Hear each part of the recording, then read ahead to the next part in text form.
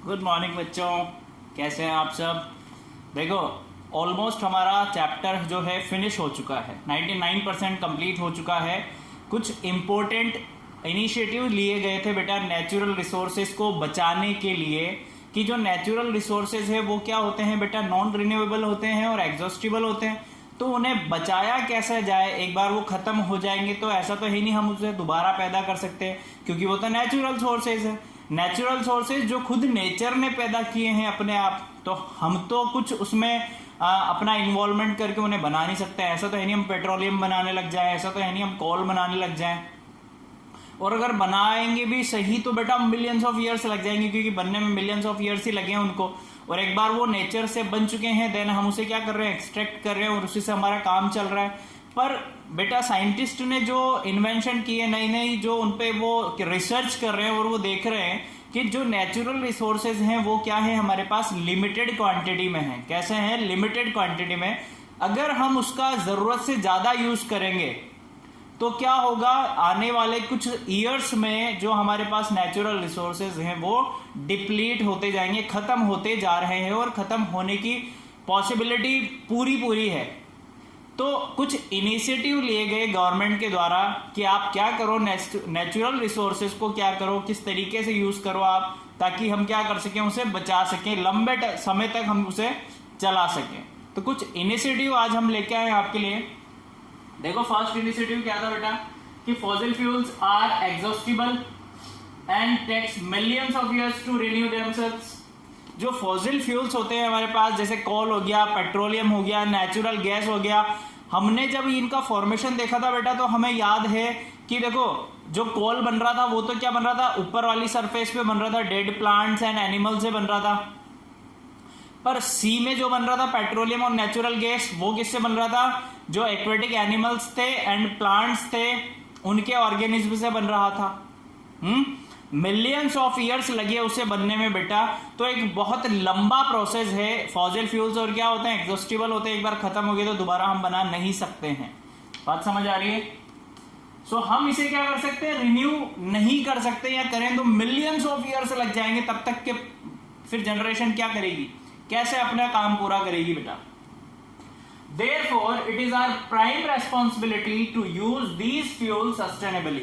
So, हमारी ये क्या है, प्राइम रेस्पॉन्सिबिलिटी है, ये हर एक नागरिक का दायित्व है, हर एक इंडियन का आप बोल दें कि उसकी रेस्पॉन्सिबिलिटी है, वो क्या करे, जो रिसोर्सेज यूज कर रहा है वो सस्टेनेबली यूज करे, एक सही तरीके से, एक सही वे में यूज करे, ताकि वो वेस्ट नहीं हो बेटा। अब वो तरीका क्या है ये बताएंगे आपको अभी। Moreover, excessive use of these resources pollutes the environment.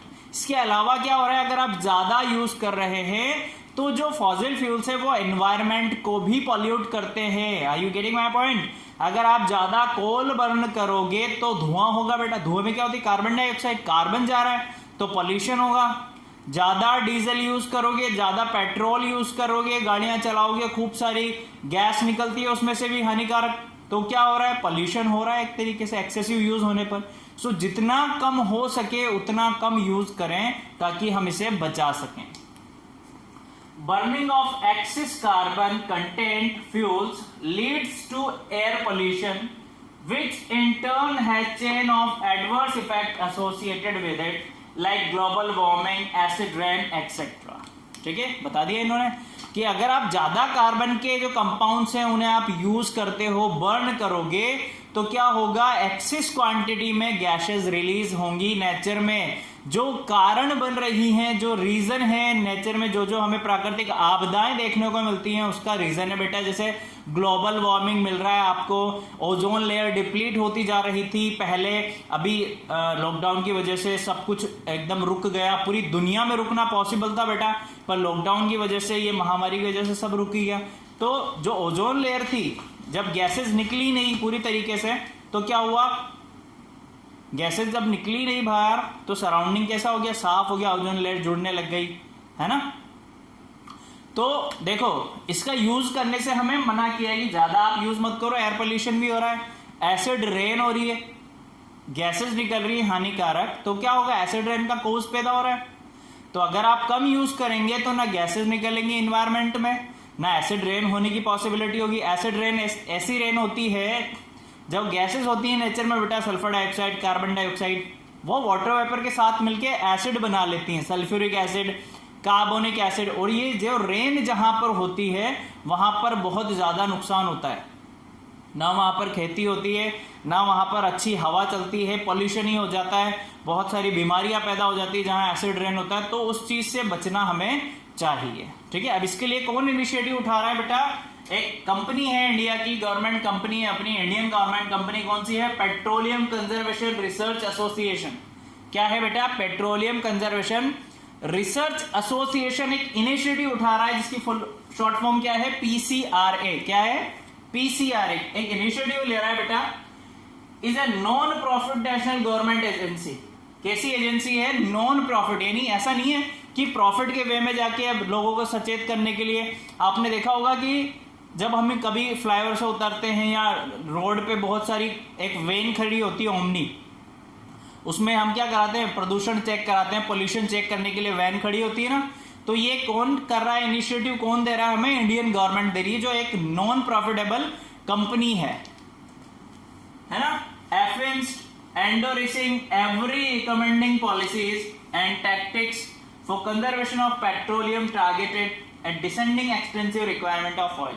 जो क्या कर रही है बेटा? नीतियां बना रही है, रणनीतियां बना रही है कि आप क्या करो, फॉसिल फ्यूल्स का यूज जितना हो सके उतना कम करो, उसे बचाने की प्रैक्टिस करो, उसका प्रयास करो कि कैसे उन्हें बचाया जाए, ठीक है। तो आइए देखते हैं क्या क्या इनिशिएटिव दिए, बताया गया हमें, हम क्या कर सकते हैं। आप स्क्रीनशॉट ले लीजिए जल्दी से।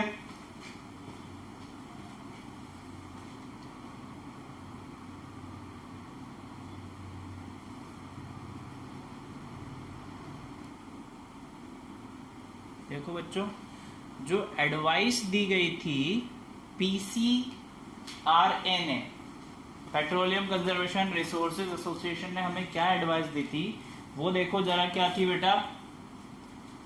Their advice enables the individual to use these resources wisely and conserve them for the future। उनकी एडवाइस में क्या किस लिए दी गई थी? ताकि हर एक क्या हो सके, इंडिविजुअली इनेबल्स हो सके, खुद से ही सचेत हो सके बेटा, जागरूक हो सके ईमानदारी के साथ उन रिसोर्सेज का यूज करने के लिए, ऑनेस्टली, ठीक है। तो उन्होंने कुछ एडवाइस दी थी हमें, वो क्या थी बेटा?